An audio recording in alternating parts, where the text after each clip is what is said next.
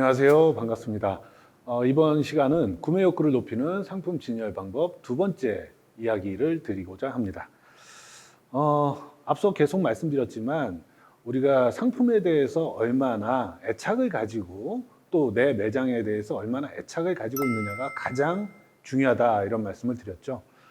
그렇게 해야만 지금 제가 이런 말씀드리는 이론적이든 아니면 실제 사례든 좋은 이야기 아무리 많이 보여드려도 애착이 없으시면 실행을 안 하게 되고 실행을 안 하게 되면 반영이 안 되니까 당연히 소용이 없는 겁니다. 그래서 여러분들께서 내 상품에 얼마나 애착을 가지고 있느냐 그게 아주 중요하다라는 말씀을 한 번 더 강조드립니다. 첫 번째 얘기하고 싶은 내용이 가격 구성과 POP를 어떻게 배치하느냐, 그 다음에 새로운 상품, 그 다음에 또 상품이 다양하게 많이 있지만 또 마지막은 많이 남는 게 있죠. 그런 상품, 그 다음에 또 할인하는 상품, 할인 있는 상품도 꾸준히 있어야 됩니다. 그래야 고객을 또 이렇게 당길 수가 있으니까.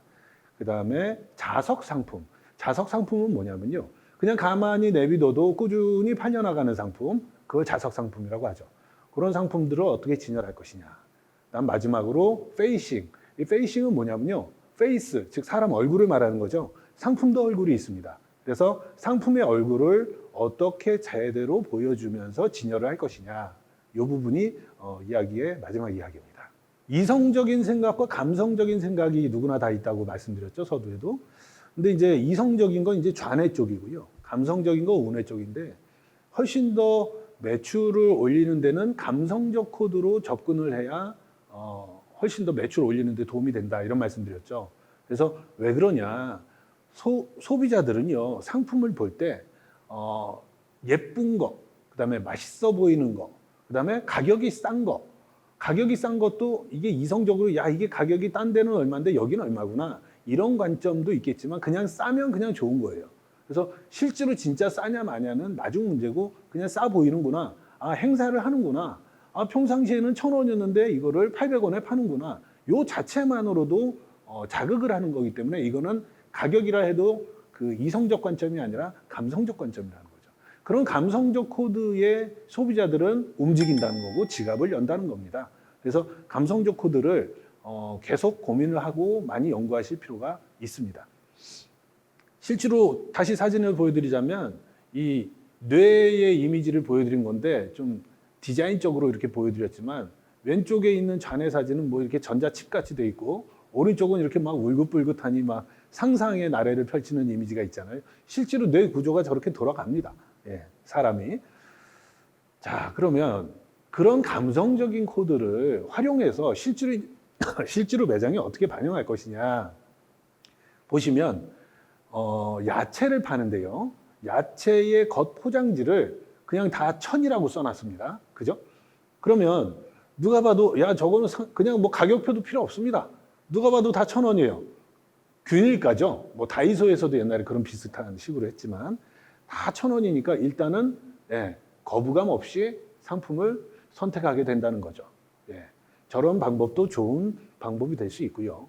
그 다음에 요거는 꽤 유명한 빵집입니다. 우스블랑이라고 저 용산 쪽에 있는 빵집인데 이 집이 이제 커져서 여기저기 이제 매장을 많이 또 냈죠. 근데 이 집이 이제 매장을 한번 가서 보시면 빵집에 빵을 가지런히 진열해 놓고 거기에 옆에다가 이렇게 그림을 그려놨어요. 그래서 재료를 하나하나 꼼꼼하게 손그림을 그려놓고 그게 이렇게 이런 과정을 통해서 이렇게 빵이 나옵니다. 이렇게 소개를 하고 옆에 가격을 써놨어요. 그럼 가격이 비싸도 비싸다라는 인식이 안 든다는 거죠. 왜? 정성이 들어가 있다. 이런 느낌이 드는 거예요. 그래서 빵을 만드는 자체도 정성이지만 그 빵을 소개하는 저 그림조차도 정성이다 보니까 훨씬 더 고객들은 마음을 많이 열어준다는 거죠. 그리고 그 외에도 그 빵집에 여러 가지 정체성을 담아서 소품들을 만들었죠. 에코백도 있고, 메모지도 있고, 이런 여러 가지 선물들도 있고, 그렇게 만들어 놓으니까 정감 있는 빵집의 분위기가 연출이 됐다는 거죠. 그래서 그 빵집이 POP는 어떻게 했느냐? 이 사진입니다. 여기 보시면 재밌죠? 빵 옆에다가 이 빵의 이름을 토토로의 배 이렇게 써놨습니다. 토토로가 누구냐면 아시는 분들은 아시겠지만 유명한 그 만화가 있었죠. 그 만화의 주인공이 토토로입니다. 그 토토로가 아주 귀엽게 생겼거든요. 이제 배가 이렇게 배불뚝이 뽕뽕하게 이렇게 배가 나와 있는데 그 배의 이미지를 담은 빵이다 해서 토토로의 배다. 이렇게 이름을 정해 놓은 거죠. 재밌죠. 그래서 젊은 친구들은 저걸 보고 정감 있게 보는 겁니다. 그래서 또 빵을 훨씬 더 감성적으로 보고 구매를 하게 되는 거고요. 그 다음에 또 옆에 사진을 보시면 그 빵에 대한 설명을 이렇게 세로로 쭉 다 써놨어요. 그래서 꼼꼼하게 설명을 써놓고 길지 않게 이렇게 써놔서 정성이 들어가 있는 이미지를 잘 연출을 해놨습니다. 그래서 너무 깨끗하고 정갈하게 또 가격이 눈에 확 띄게 이런 것도 좋겠지만 저렇게 정감 있는 표현을 하는 게 우리 여러분들의 입장에서 훨씬 더 도움이 많이 될 것이다. 이런 말씀을 좀 드리고 싶습니다. 지금 이 사진은 이제 프랑스의 그 동네 마트입니다. 동네 마트인데 옆에 이제 가격표를 한번 보시면 POP하고 같이 돼 있죠. 근데 주황색 POP가 써 있죠. 그건 뭐냐면은 요게 국내산이다. 이런 표시를 해놓은 겁니다. 프랑스산이다. 또는 뭐 벨기에산이다. 그렇게 해서 색깔로 표시해 놓고 글자를 같이 해놨어요. 그래서 어디서 재배한 농산물이다. 이런 표시해 놓고 옆에 녹색으로는 가격을 표시해 놨고 그런 식으로 POP를 해 놓으니까 훨씬 더 눈에 잘 띄죠. 그리고 정확하게 이 상품에 대한 정보를 쉽게 볼 수 있게끔 해주는 거죠. 그 다음에 앞서 말씀드렸던 뭐 컬러 진열이라든가 이런 것들도 잘 돼 있는 거죠. 그 다음에 요거는 제가 몇 년 전에 가락시장에서 컨설팅을 했을 때 사례인데 가락시장에도 이제 뭐 야채 가게도 있고 수산물 가게도 있고 축산물 가게도 있는데 이제 수산물의 사례를 여러분들한테 보여드린 건데요. 옆에 이제 보시면은 뭐 간판집에다 의뢰해서 뭐 서산에서 온 꽃게다 뭐 이렇게 써 있는데 그거를 좀 이렇게 손그림을 그려가지고 손으로 직접 써서 큰 집게를 이제 온라인에서 저런 집게는 쉽게 구하실 수 있거든요. 그래가지고 종이에다가 쓰던가 아니면 컴퓨터로 쓰던가 해서 써가지고 출력해서 코팅을 해가지고 붙여주면 훨씬 더 정감 있는 POP가 되지 않겠냐. 가격 표시도 그렇고요.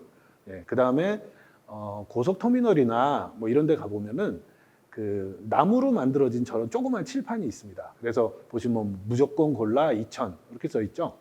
저런 것들도 POP를 저렇게 비치해 두면 훨씬 더 정감 있는 이미지를 연출할 수가 있겠습니다. 이게 그러면은 뭐, 야, 우리는 뭐 이런 거 이제 다 하냐 하는데 대형 마트나 백화점에서도 저렇게 많이 활용을 합니다. 그렇다고 저게 대단히 뭐 공력이 많이 들거나 아니면 전문성이 필요하거나 그러지 않기 때문에 글씨 못 써도 됩니다.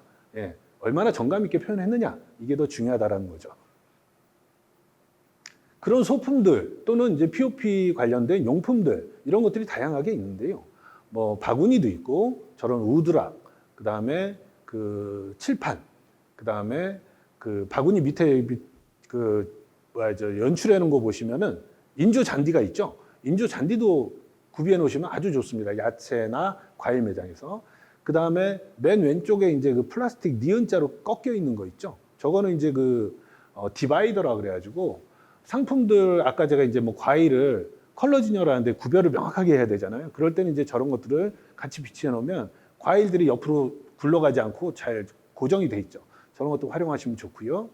그 다음에 뭐 청해수산 써 있는 거는 요만한 정도 A3 정도 사이즈인데 칠판으로 돼 있어가지고 저기다 이렇게 그림을 그려도 되고 글자를 써도 좋고 이렇게 해서 골판지에 이렇게 막 매직으로 막 쓰는 것보다는 이런 방식으로 하셔가지고 훨씬 더 정감 있고 정성 들어가 있고 깔끔한 이미지를 보여주는 게 훨씬 더 우리 매장에 친근감이 있으면서도 깨끗하다라는 신뢰감도 같이 줄 수 있는 그런 POP다 이렇게 보실 수 있겠습니다. 저희 가게 자랑할게요. 저희 가게는 30년 이상 된 가게고 그리고 여기 정선에서 주로 파는 특산품만 파는 가게예요. 이 꿀 같은 경우는 저희가 직접 만들어서 판매하는 가게고요. 정선에 오시면 저희 가게 생탄상에 꼭 한번 들려주세요.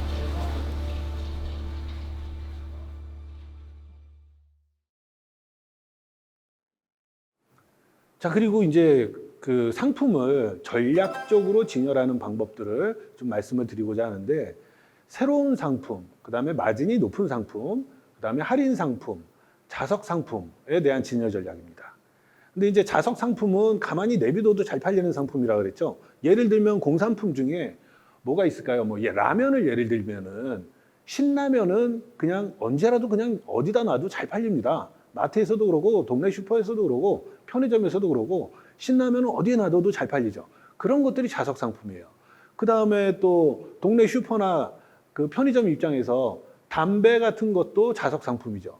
담배를 피우는 분들은 무조건 어디 가든 담배를 사면서 또 뭐 옆에 뭐 음료수가 됐던 또 다른 제품들이 됐던 구매를 합니다. 그게 자석 상품이에요. 고객을 자동으로 끌어당기는 상품이다. 이렇게 보시면 돼요.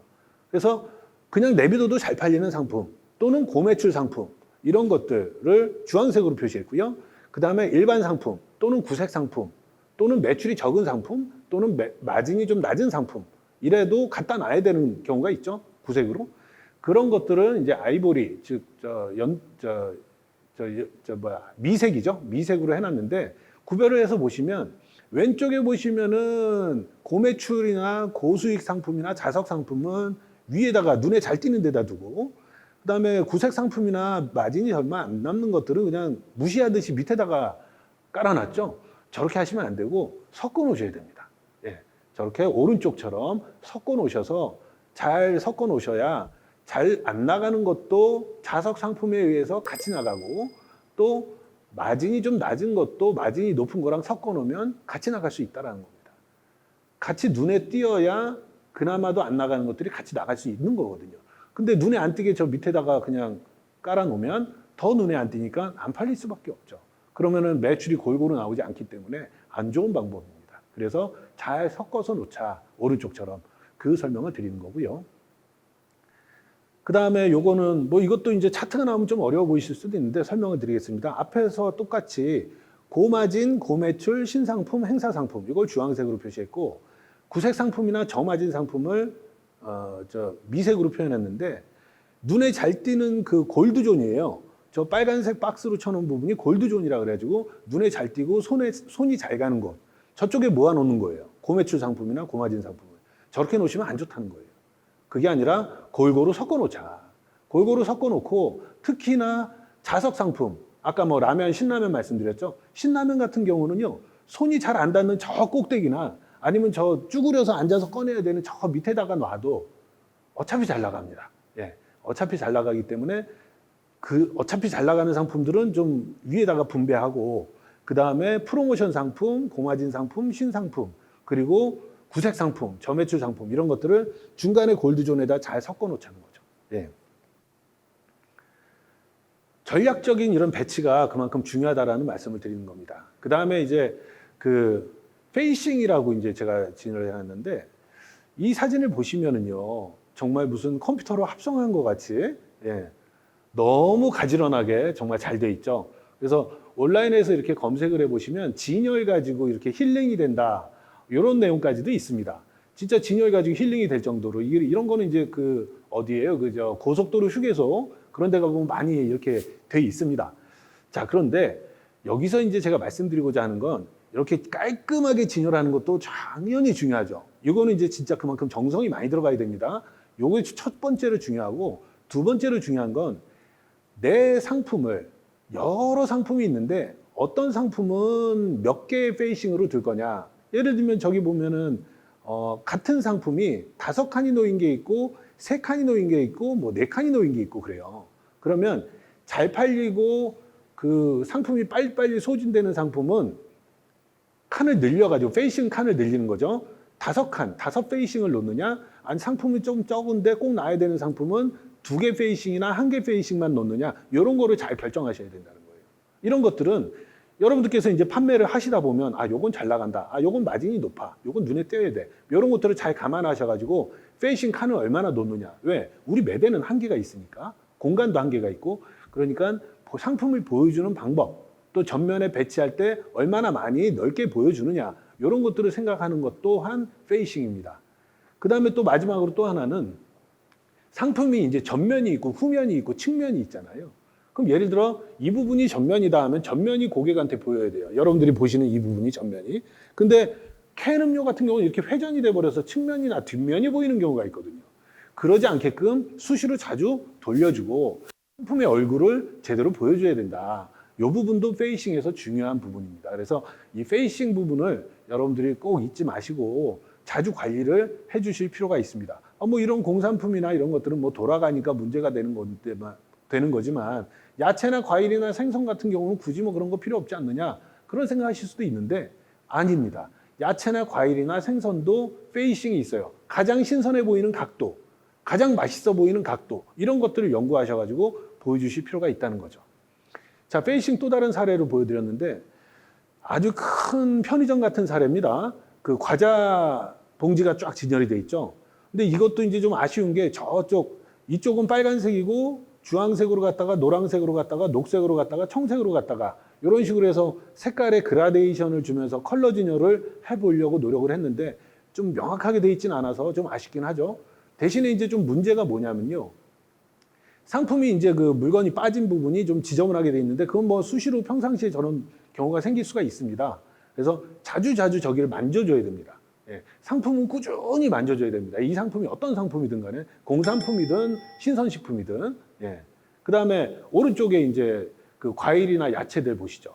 이 또한도 저 상품이 얼마나 신선해 보이느냐를 연구하기 위해서 그 상품의 그 선반 있죠. 선반의 각도를 기울여 놓는 겁니다. 저것도 이제 페이싱을 감안해서 해놓는 거고 그 다음에 상품의 진열 양 이런 것들도 조절을 해서 예, 진열한 상태입니다. 이 또한도 이제 페이싱에 해당이 되는 거죠. 그 다음에 페이싱 중에서 가장 실수를 많이 하시는 부분이에요. 뭐냐면은 저 컵라면이 있죠. 컵라면이 저 왼쪽에 놓은 거 보면은 거꾸로 엎어서 놨거든요. 저렇게 거꾸로 엎어서 놓을 것 같으면 뭐 저 제조사에서 왜 저렇게 그 컵라면을 거꾸로 엎어서 놓을 수 있게끔 디자인을 했겠죠. 포장 디자인을. 근데 그렇게 안 해놓잖아요. 근데 거꾸로 엎어 놓는 건 아주 좋지 않은 사례입니다. 이게 또 이런 라면뿐만이 아니고요. 음료수도 그래요. 가끔 가다가 이제 동네 슈퍼나 이런 데 가보면 편의점은 그런 일은 없지만 동네 슈퍼 같은 데 가보면 캔 음료를요. 거꾸로 이렇게 놓는 경우가 있어요. 그래가지고 제가 한번 물어본 적이 있습니다. 거기 슈퍼 사장님한테 왜 이게 캔 음료를 거꾸로 놨습니까? 그랬더니 거기 먼지가 쌓인다고 거꾸로 놓는다는 겁니다. 그래가지고 제가 다소 좀 당혹스러웠죠. 먼지가 쌓일 정도로 안 팔리는 것들로 오해를 받을 수 있지 않느냐.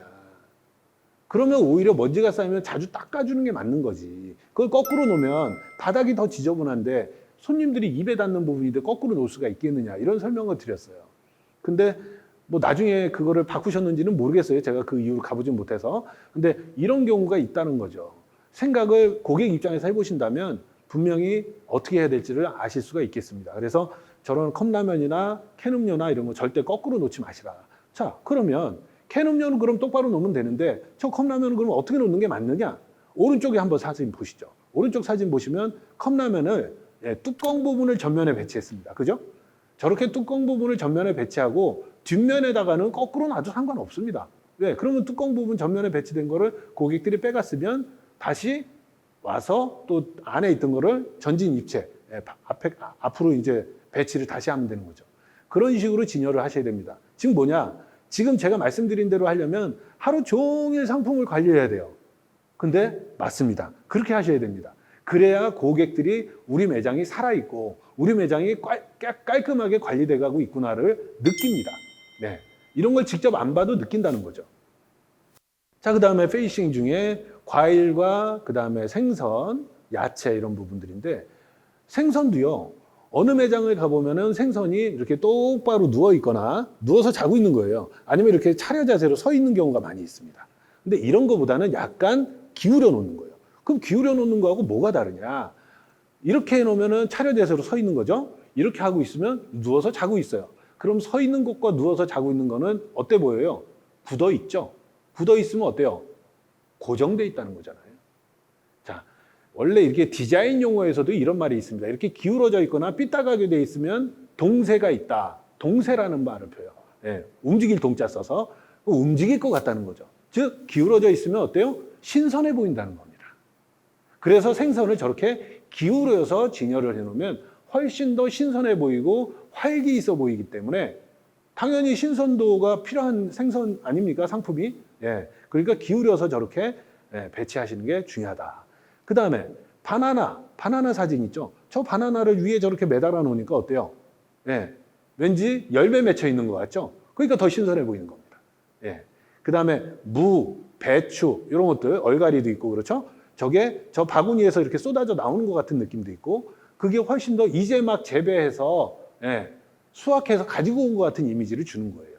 저런 것들이 이제 좋은 진열의 방법인 거죠. 사실 저건 진열이 아니라 연출인데 진열이냐 연출이냐 중요하지 않다 그랬죠? 예, 어떻게 얼마나 신선해 보이고 얼마나 맛있어 보이고 이런 게 중요한 겁니다. 그래서 저런 사진들을 보시면서 많이 활용을 하시기 바랍니다. 그 다음에 여기서 이제 지금 제가 마지막으로 한 가지를 좀 더 말씀드릴게요. 다음 강의 때도 강조를 드리겠지만 정성이 필요하다 그랬잖아요. 그래서 실제로 편의점에서 사장님이 어떤 정성을 들였고 또는 뭐 구두 가게에서 어떤 정성을 들였고 그런 정성을 들이는 평상시에 준비가 돼 있는 이런 자세가 돼 있는 경우가 훨씬 더 장사에 큰 도움을 두고 매장에 다시 한번 방문하고 싶은 마음을 줍니다. 그런 부분에 대해서 또 강의를 한번 드리도록 하겠습니다. 자, 이번 강의 또 마치고요. 다음 시간에 또 뵙겠습니다. 수고하셨습니다.